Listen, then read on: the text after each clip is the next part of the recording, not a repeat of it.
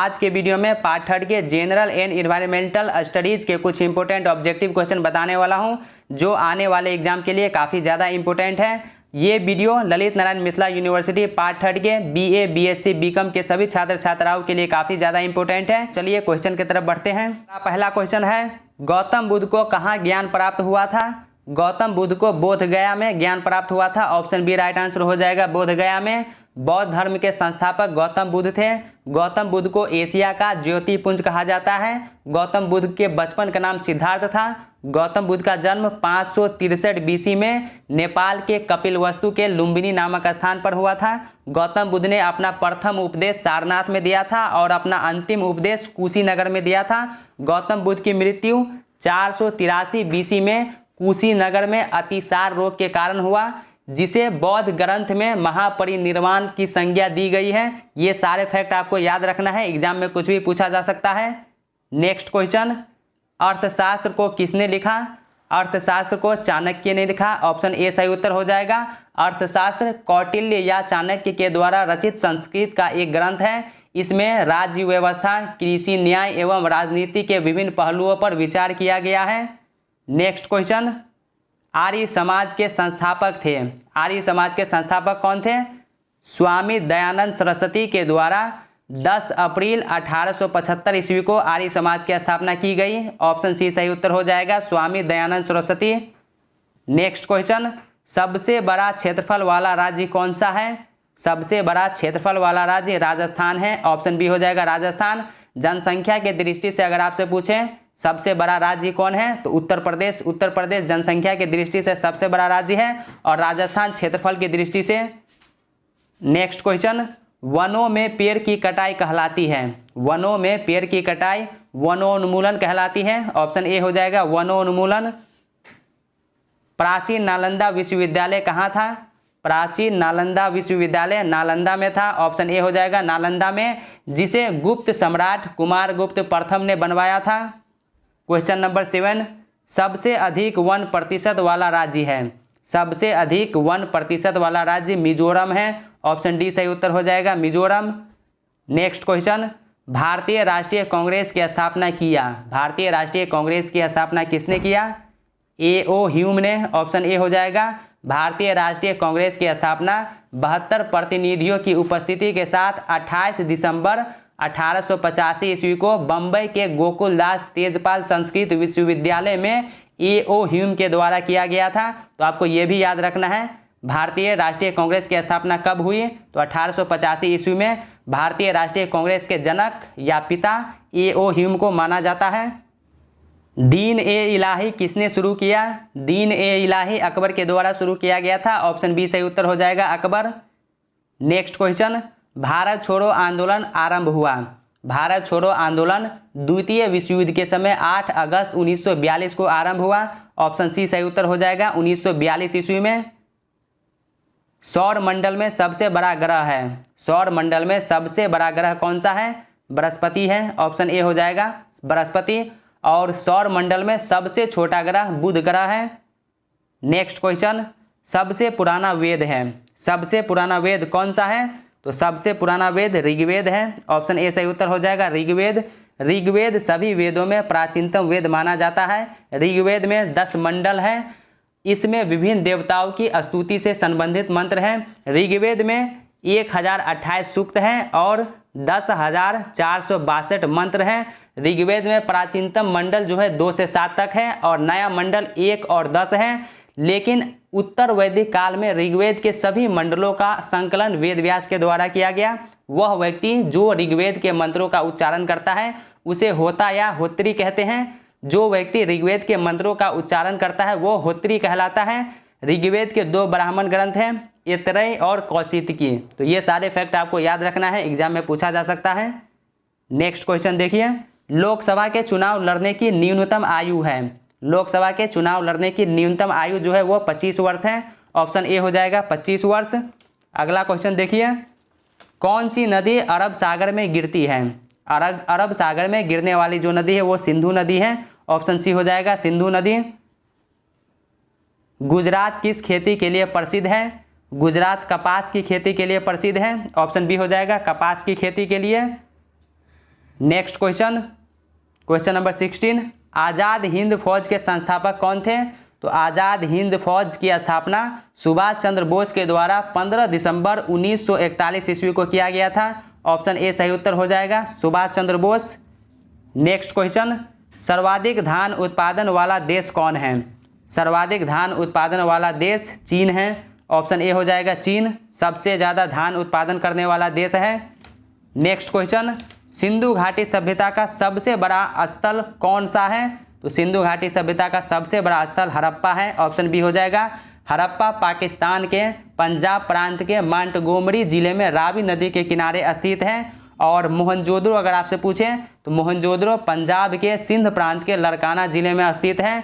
हड़प्पा की खोज 1921 ईस्वी में दयाराम साहनी के द्वारा किया गया था और वहीं मोहनजोदड़ो की खोज 1922 ईस्वी में राखल दास बनर्जी के द्वारा किया गया था।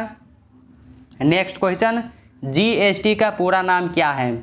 जीएसटी का पूरा नाम गुड्स एंड सर्विसेज टैक्स है। ऑप्शन सी हो जाएगा, goods and services tax. Next question, PV Sindhu संबंधित है। पीवी सिंधु किस खेल से संबंधित है? बैडमिंटन से संबंधित है। ऑप्शन डी हो जाएगा बैडमिंटन। साक्षी मलिक संबंधित है। साक्षी मलिक किस खेल से संबंधित है? तो ये कुश्ती से संबंधित है। ऑप्शन ए हो जाएगा कुश्ती से। दोस्तों अगर आप चैनल पर पहली बार है तो सब्सक्राइब करने के साथ साथ नोटिफिकेशन बेल को दबा के ऑल पे क्लिक कर दीजिए ताकि आने वाले वीडियो का नोटिफिकेशन सबसे पहले आप तक पहुंचे। और वीडियो को लाइक करके ज़्यादा से ज़्यादा शेयर कीजिए, आपके एक लाइक से मेरा मोटिवेशन बना रहता है। नेक्स्ट क्वेश्चन, राष्ट्रीय विज्ञान दिवस कब मनाया जाता है? राष्ट्रीय विज्ञान दिवस 28 फरवरी को मनाया जाता है। ऑप्शन बी सही उत्तर हो जाएगा, 28 फरवरी को। नेक्स्ट क्वेश्चन देखिए, ध्वनि के तीव्रता की मापन इकाई है। ध्वनि के तीव्रता की मापन इकाई को डेसीबेल कहते हैं। ऑप्शन ए हो जाएगा डेसीबेल। प्रोटीन पचने के बाद बनता है। प्रोटीन पचने के बाद अमीनो एसिड बनता है। ऑप्शन सी हो जाएगा अमीनो एसिड।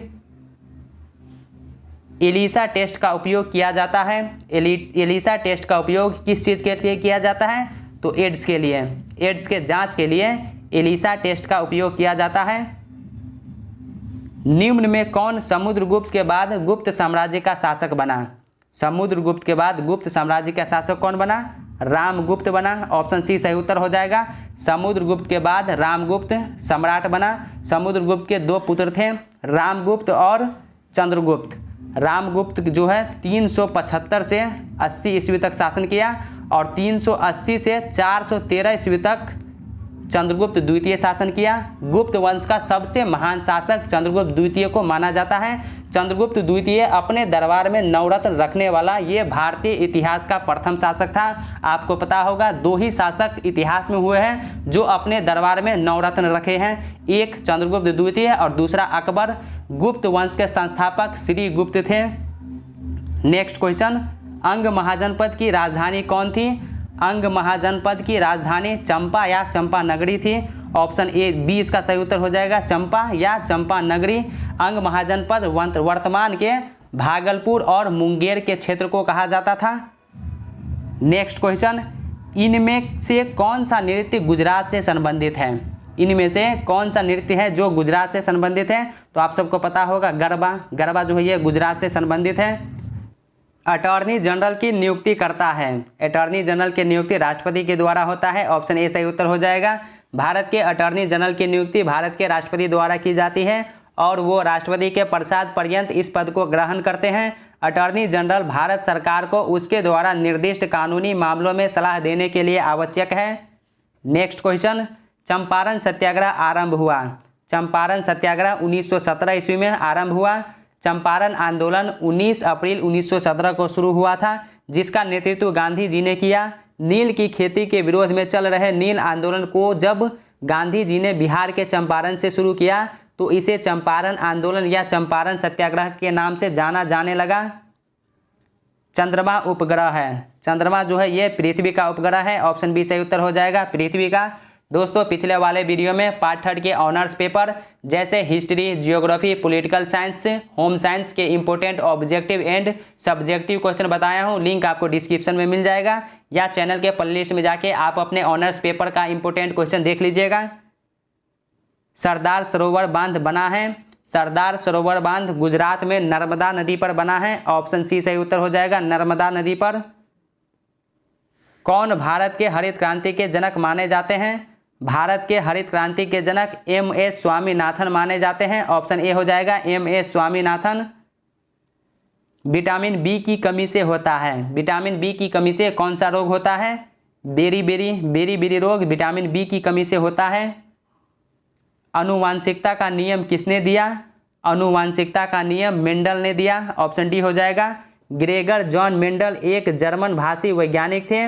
उन्हें आनुवांशिकी का जनक कहा जाता है।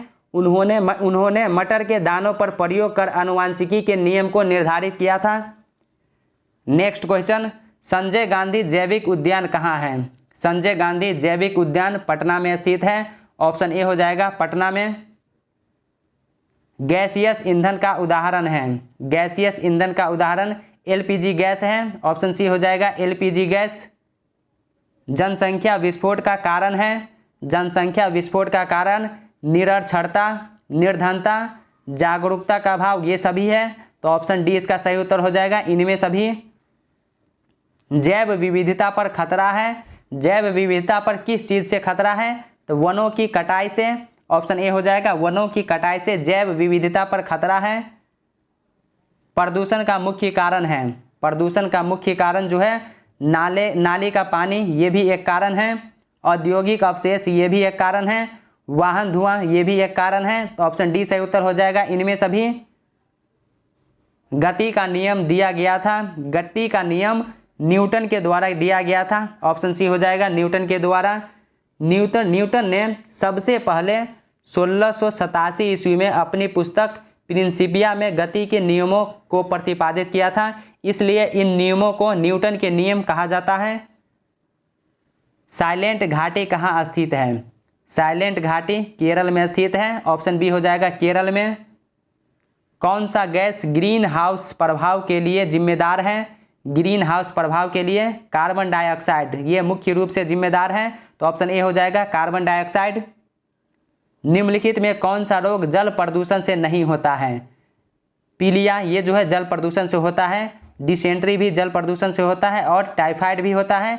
मलेरिया जो है ये जल प्रदूषण से नहीं होता है। तो ऑप्शन डी राइट आंसर हो जाएगा। मलेरिया एक ऐसी बीमारी है जो संक्रमित मच्छर में मौजूद परजीवी की वजह से होती है। नेक्स्ट क्वेश्चन, ताजमहल अवस्थित है। तो ये आपको कमेंट करके बताना है कि ताजमहल कहाँ अवस्थित है। तो कैसा लगा ये वीडियो कमेंट करके जरूर बताइए। क्या वीडियो आपको अच्छा लगा या लगता है कि ये वीडियो आपके साथ साथ आपके उन फ्रेंड्स को भी हेल्प कर सकता है? तो अपने दोस्तों के साथ वीडियो शेयर कीजिए। अगर कोई डाउट है या कोई सवाल है तो कमेंट सेक्शन में लिखिए, मैं कोशिश करूँगा जल्दी रिप्लाई करने का। तो चलिए अब मिलते हैं नेक्स्ट वीडियो।